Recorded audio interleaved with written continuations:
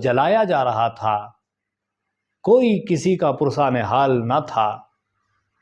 ایسے وقت میں اللہ تبارک و تعالیٰ نے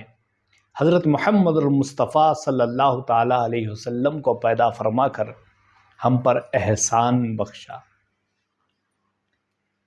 میرے دوستوں، میرے عزیزوں، میلاد النبی صلی اللہ تعالیٰ علیہ وسلم کے دن ہر مومن، ہر عاشق خوشی مناتا ہے، اس لیے کہ اس دن ہمارے پیارے آقا صلی اللہ تعالیٰ علیہ وسلم پیدا ہوئے۔ ایک بات یاد رکھیں، کوئی بھی کتنا بھی کمایا ہو، جہاں تک بھی پہنچا ہو، ادب کے دائرے میں رہ کر وہ کامیاب ہوا ہے،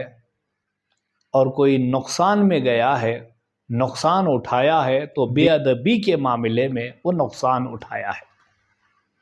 لہٰذا